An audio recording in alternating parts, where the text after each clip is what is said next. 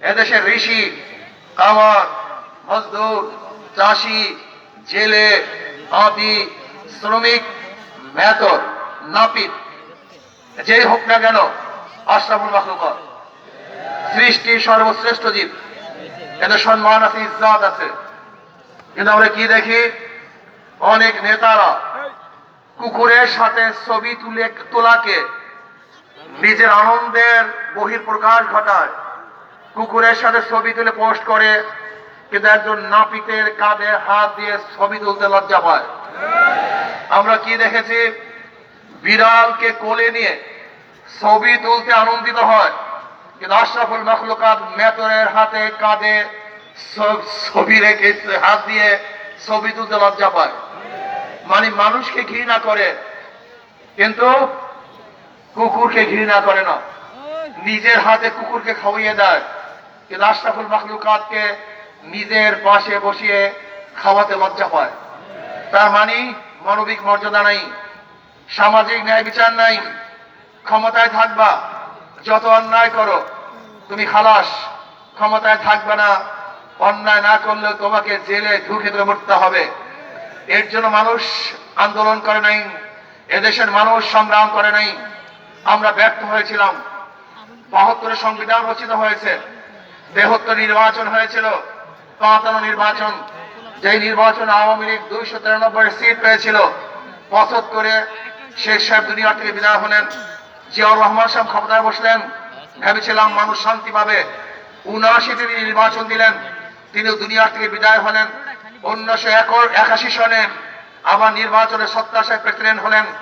এরশাদ সাহেব ঘাট ধাক্কা দিয়ে বের করে তিনি ক্ষমতায় বসলেন। ভেবেছিলাম মানুষ শান্তি পাবে, মুক্তি পাবে। তিনিও ১৯৮৬ সনে নির্বাচন দিয়েছিলেন, ৫৫ নির্বাচন। ভেবেছিলাম মানুষ শান্তি পাবে, মুক্তি পাবে। কিন্তু আন্দোলন সংগ্রামের প্রেক্ষিতে তিনি অবসর নিতে বাধ্য হয়েছিলেন। ১৯৯১ সনে নির্বাচনে প্রথম বেগম খালেদা ক্ষমতায় বসলেন। ভেবেছিলাম পুরুষরা ব্যর্থ হয়েছে, এবার যেহেতু মহিলা নেতৃত্ব আসছে, আমাদের দেশ এই মাটির থেকে আসমানে উঠে যাবে। কিন্তু আমরা কি দেখলাম, ১৯৯১ থেকে ৯৬ পর্যন্ত এ দেশটা দুর্নীতিতে বেশি না ৪ বার চ্যাম্পিয়ন হয়েছে। কয়বার? ৫ বছরে ৪ বার, বেশি না, বিশ্ব চ্যাম্পিয়ন। আবার আন্দোলন সংগ্রাম, আমরা ১৯৯৬ সনে মনোজ কন্যাকে ক্ষমতায় আনলাম। ভেবেছিলাম এবার বৈষম্য দূর হবে, মানুষ মুক্তি পাবে, শান্তি পাবে। কিন্তু ৪-৫ বছর যেতে না যেতে আন্দোলন সংগ্রামের প্রেক্ষিতে মনোজ কন্যা বিদায় হলেন।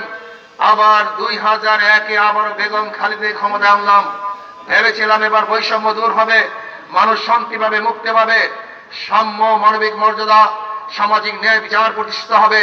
কিন্তু ৪-৫ বছর যেতে না যেতে আবার আন্দোলন, আবার সংগ্রাম। মাঝখান থেকে বেরাকে থাকা মাইনুদ্দিন ফখরুদ্দিন সাহেব ২.৫ বছর ক্ষমতায় ছিলেন। ২০০৮ সনে আবার ৫৫ নির্বাচন হলো। যেই ৫৫ নির্বাচনে আওয়ামী লীগ ক্ষমতায় আসলেন, তারা ২০১৪ নির্বাচনে কি করেছেন আপনারা সবাই জানেন। আবার নির্বাচন হয়েছিল ২০১৮, আবার নির্বাচন হয়েছিল ২০২৪। কিন্তু আজও পর্যন্ত মানুষের ভাগ্যের পরিবর্তন, বহুত নির্বাচনের পরিবর্তন হয়েছে, নেতার পরিবর্তন হয়েছে। আবার ২০২৬ নির্বাচন হবে। তার মানে এই নির্বাচন নতুন কিছু নয়, বারবার নির্বাচন হয়েছে, নেতার পরিবর্তন হয়েছে, কিন্তু জনগণ কি পেয়েছে, কি হারিয়েছে, এই অঙ্ক কষার সময় আসছে। আমি এত অঙ্ক কষবো নাকি? দেখেন, যে ব্যক্তি চোর, সে মায়ের নাকে সোনাও চুরি করে। যে জালেম, সে বাবার সাথে মায়ের সাথে জুলুম